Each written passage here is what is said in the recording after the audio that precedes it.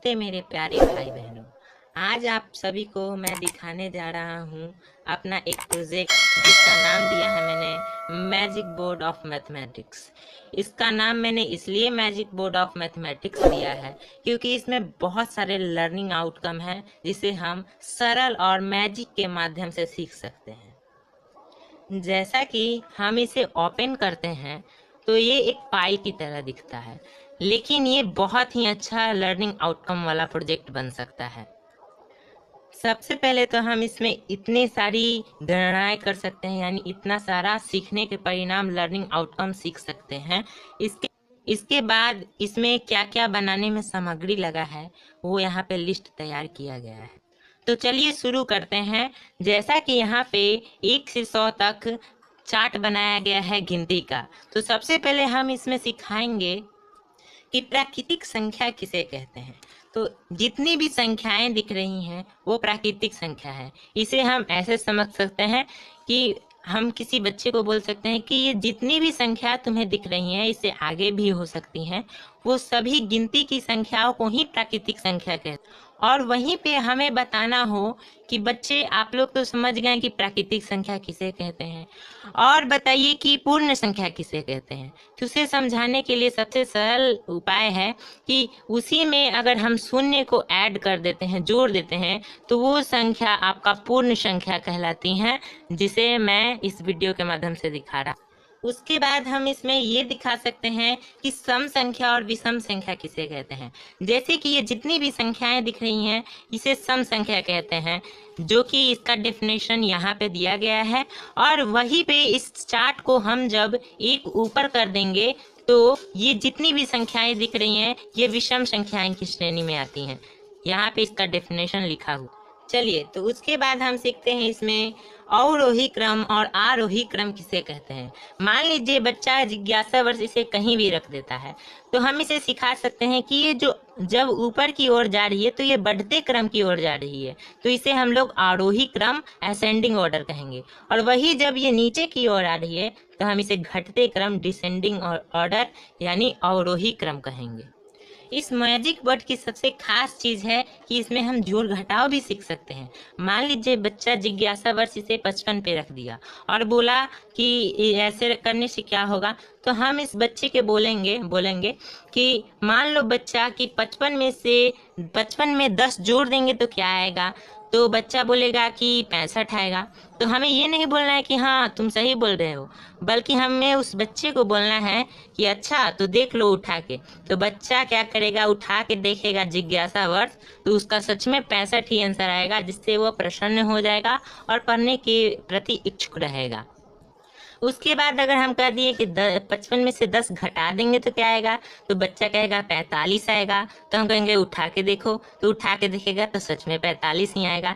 इससे हम कहीं भी रख दें तो वो सही ही गणना रहेगा। जैसे 35 में 10 जोड़ देंगे तो क्या आएगा बाबू, तो वो कहेगा 45, उठाएगा तो देखेगा 45 ही आ रहा है। 30 जोड़ देंगे तो क्या आएगा, तो उठा के देखेगा तो 65 आ रहा है। ये जो है ये कहीं भी बच्चा जिज्ञासावश रख दिया, मान ली यहाँ भी रख दिया, तो उसका जो आंसर है वो हमेशा सही ही आए। उसके बाद हम इसमें सीखेंगे विकर्णों का योग, यानी कि मान लीजिए बच्चा जिज्ञासावश इसे कहीं भी रख दिया, यहाँ रख दिया, तो इसे हम सिखा सकते हैं कि एक विकर्ण का जो योगफल होता है वो दूसरे विकर्णों का योगफल के बराबर होता है। जैसे कि हम 12 और 1 को जोड़ देंगे तो 13 ही आएगा, और 11 और 2 को भी जोड़ दें तो 13 ही आएगा। यानी कि जो इसका आंसर आएगा वही इसका भी आंसर आएगा। जैसा कि अभी हमने 2 विकर्णों का योगफल देखा, अब हम 3 विकर्णों का देखेंगे, यानी जो इसका आंसर आएगा वही इसका भी आंसर आएगा। मान लीजिए इसका आंसर, मान लीजिए नहीं, इसको जोड़ के ही इसका आंसर आएगा 36, और इसको भी आप जोड़िएगा तो इसका आंसर भी 36 ही आएगा। और मान लीजिए ये कहीं भी रख दिया गया, यहाँ भी रख दिया गया, तो जो इसका आंसर आएगा वही इसका भी आंसर आएगा। ऐसे ही करके मैंने 4 विकर्णों का योगफल भी बनाया हुआ है। जो इसका आंसर आएगा वो इसका भी आंसर आएगा, और मैंने 5 विकर्णों का योगफल भी बनाया है जो मैं आपको दिखाने वाला हूँ। तो देख सकते हैं ये 5 विकर्णों का योगफल है।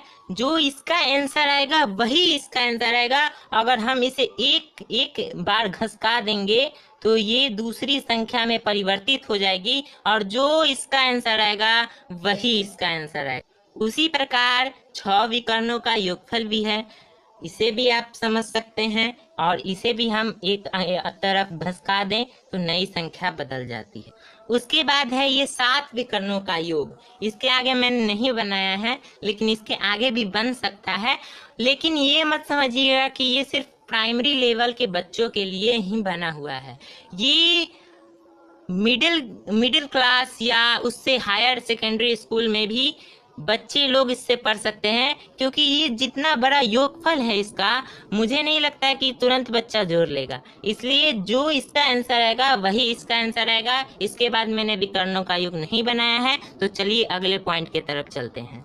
इसके बाद अगर किसी बच्चे को पहली की संख्या, बाद की संख्या पहचानने में दिक्कत होती है तो हम उसे एक छोटे से चार्ट पेपर के सहायता से दिखा सकते हैं।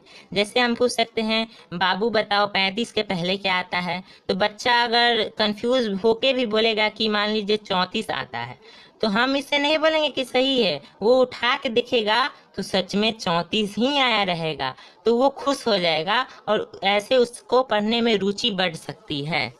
उसके बाद हम उसे बता सकते हैं कि बीच की संख्या किसे कहते हैं, छोटी संख्या किसे कहते हैं और बड़ी संख्या किसे कहते हैं। तो ये जो दिख रही है बीच की संख्या है, इससे बड़ी संख्या 45 होगी और इससे छोटी संख्या 25 होगी। इसके बाद हम बच्चे को बताएंगे कि 1 से 100 के बीच कितनी अभाज्य संख्या होती हैं। इसे भी हम एक चार्ट पेपर के सहायता से ही देखेंगे। जैसे कि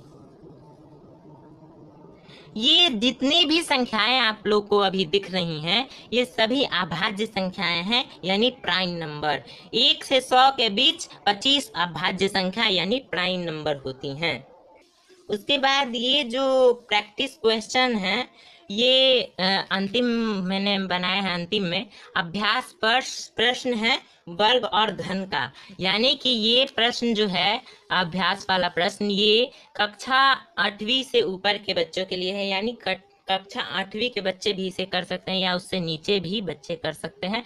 जैसे कि हम इसे पूछ सकते हैं कि बाबू बताओ 1 का घन क्या होता है या 1 का स्क्वायर क्या होता है। तो बच्चा बोलेगा कि 1 का स्क्वायर तो 1 ही होता है। तो हम लोग को ये नहीं बोलना है कि हाँ तुम सच बोल रहे हो, बल्कि वो जिज्ञासा वर्ष इसे उठा के देखेगा तो सच में यहाँ पे 1 ही आया रहेगा, जिससे उसको रुचि बढ़ेगी और उसको और पढ़ने की रुचि करेगी। और हम उससे पूछ देंगे कि 9 का स्क्वायर क्या होता है बाबू, तो उठा के देखेगा तो सच में 81 आता है। और उसके बाद अगर हम उसे बोल दें कि बाबू बताओ 8 का स्क्वायर या 4 का घन क्या होता है, तो बोलेगा 64। उसे उठा के वो देखेगा तो सच में 64 ही आया रहेगा। तो जैसा कि हमने देखा कि इसमें हम सम संख्या, विषम संख्या, प्राकृतिक संख्या, पूर्ण संख्या, आरोही क्रम, अवरोही क्रम, जोड़ घटाव, पहली की संख्या, बाद की संख्या, छोटी संख्या, बीच की संख्या, बड़ी संख्या, विकर्णों का योग, अभ्यास प्रश्न वर्ग और घन के, सीधी गिनती और उल्टी गिनती एवं अभाज्य संख्याओं का हम लोगों ने प्रैक्टिस किया। और इस मैजिक बोर्ड के माध्यम से हमने इतने सारे लर्निंग आउटकम सीखे। तो अगर आप लोग को वीडियो अच्छी लगी तो एक लाइक, कमेंट एंड सब्सक्राइब कर दीजिएगा। और इसके बाद मैं इसको आपको बंद करके भी दिखा दे रहा हूँ। तो इसे आप एक फाइल की तरह बंद कर सकते हैं। पहले इसे मोड़ देंगे हम लोग और उसके बाद इसे आराम से मोड़ेंगे तो ये देखिए ये पैक हो गया और देखने में भी अच्छा लग रहा है। धन्यवाद।